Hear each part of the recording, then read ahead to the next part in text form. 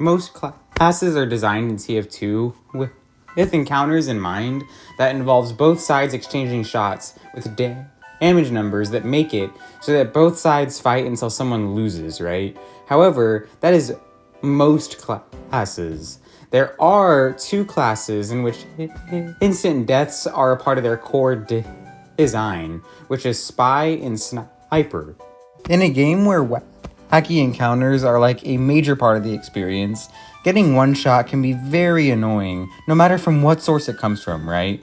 And all classes can one shot with stuff like random crits, but Spy and Sniper are both centered around one shot potential, with Spies being backstabs and Snipers being headshots. Today, me and Omegalock are going to talk about the circumstances around getting one shots for each, and then comparing both of these classes' one shot potential. Hope you guys enjoy.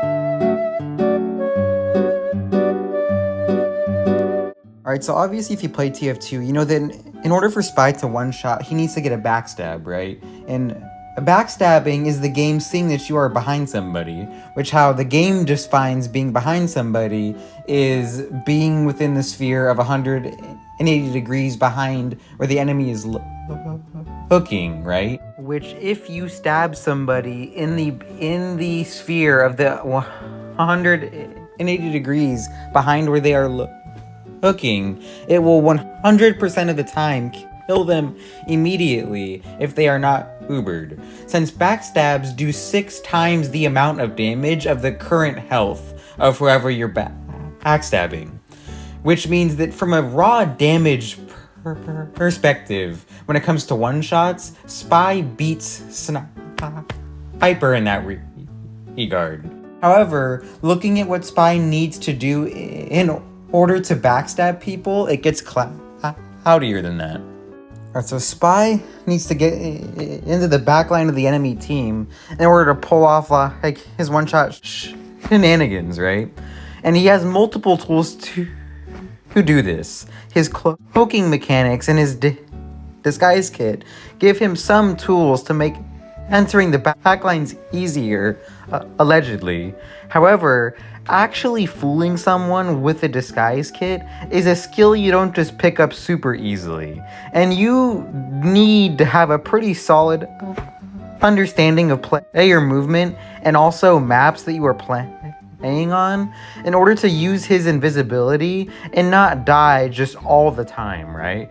Or in other words, yes, Spy can one-shot people with backstabs, but the circumstances for Spy to achieve this is inherently very risky. And this is not even mentioning the fact that he'll probably only really be able to get one backstab out of going through all the effort if the enemy team is communicating effectively, right? Because after that one victim dies, he can inform his team that there is a spy, and now everyone can turn around, and now that spy is revealed and can't do spy things anymore, right? So because of this, Spy trades very important basic self-preservation in order to be able to one-shot people, and succeeding with Spy is a very difficult thing to do at most levels of TF2. Spy's design philosophy allows him to one-shot, but in turn makes him the worst class in the game along the way. Meaning Spy players have to play very well to compensate for this. And so for this reason, I would say that although it can be annoying, Spy's backstabs are a very balanced one-shot mechanic in this game, and his trade-off to get one-shots is a very fair trade, which actually hurts Spy more than it benefits him.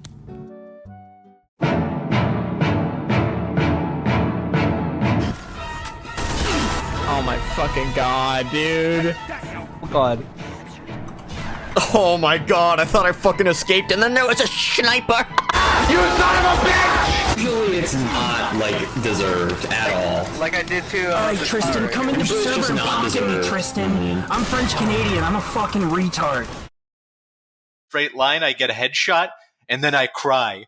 And that's not a problem with me being bad at video games. No, this is a problem with Team Fortress 2's core class design. Of course, obviously, I am very smart. I am internet game designer guy. I have never made a good video game. I have never made any video game.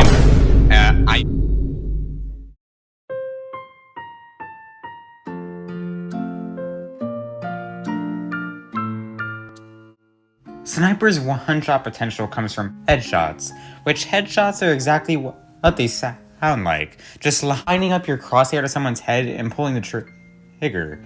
And similar to Spy, Sniper can also one-shot any class in the game that is not getting Ubered.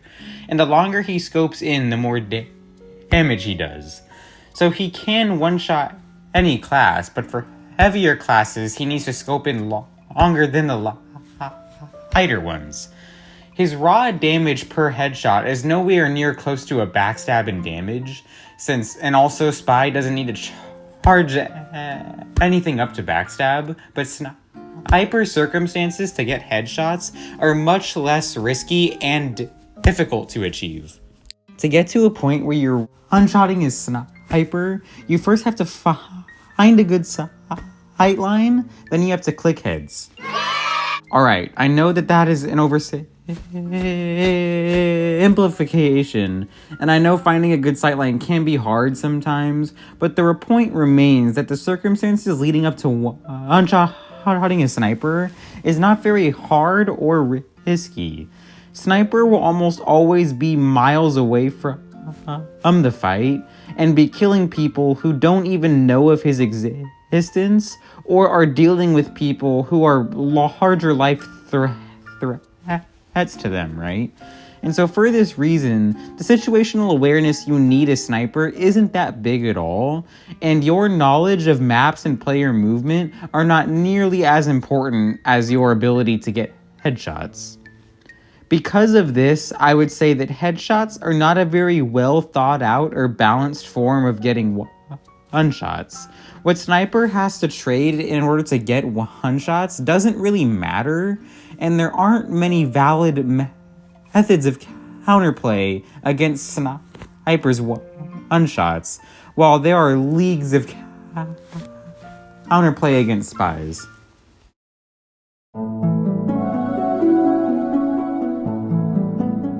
Sniper's role in the overall balance of the game is much more detrimental to the game's health than Spy's, and that's due to his fairly linear counterplay. If the Sniper is outside of your effective range, you are dead, while if you get him in close range, then he still has a decent chance of killing you. The Sniper has things like the Drawdy and the Bushwhacker, which can one-shot almost every class in the game, and even without the Bushwhacker, Drawdy is basically a death sentence on Spy and Scout, which are the two light classes that have the easiest time closing the distance on Sniper. On top of this, Sniper is usually deep into enemy lines, which means backup isn't very far away, and can easily close the distance and kill you once the Sniper has weakened you a bit, or even just kill you after you have taken down the Sniper. Meanwhile, the Spy has to be the inside of the effective range of almost every other class, besides arguably Sniper and Demo Man, and is usually within your team's territory rather than his own. So if he messes up, he is most likely dead. Even Spy's dumb unlocks are more manageable than Sniper's. The Amy and Diamondback still can't one-shot anybody, and the Kunai relies on your team feeding them kills. Granted, that is fairly common and casual. The Daddy Ringer can let him escape or try to trick stab you, but if you're prepared for that, he will most likely die before getting anything done. If you want an example of classes being limited by their range in an actual meaningful way, look at Demo and Heavy.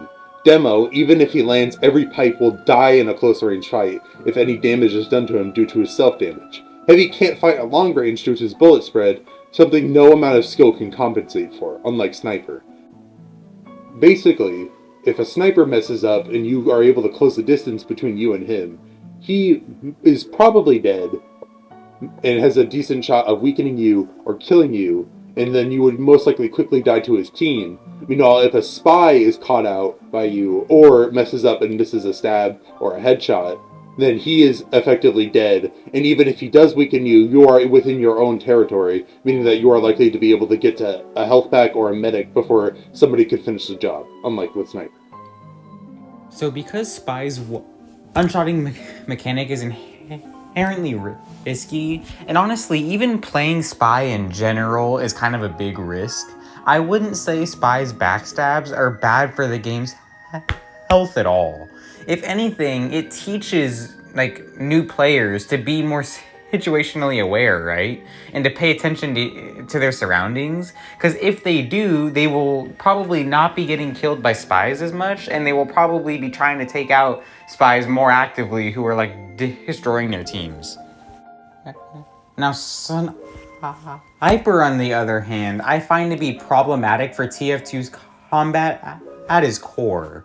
His unfun one-shotting mechanics don't take inherent risk at all, and 90% of the time you die to a sniper, it's hard to justify it somehow as your fault.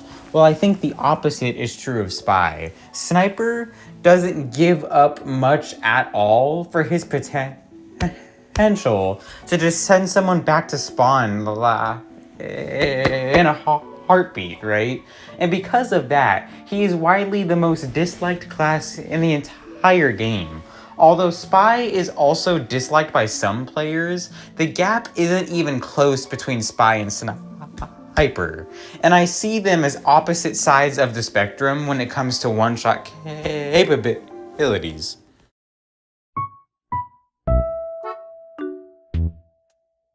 At the end of the day, no one enjoys getting one-shot, and that's why both of these classes get a bad rep, but there is a reason that one is vastly more hated than the other.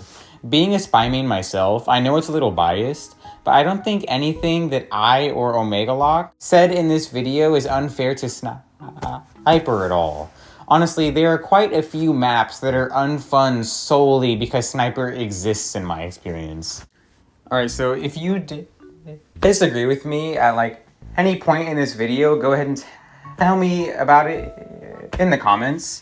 And then beyond that, if you enjoy my content and if you enjoyed the parts of this video that Omegalock was on, I implore you to go check out his channel. He only has one video up right now, but I promise you that if you enjoy my content, you're also probably gonna enjoy his. And he is also an up-and-coming creator right now, and he's a good friend. A lot of my TF2 time has been spent playing it with him. So if you enjoyed his parts, then go ahead and go over there and subscribe. And beyond that, I hope you guys have a good day, and I'll talk to you later.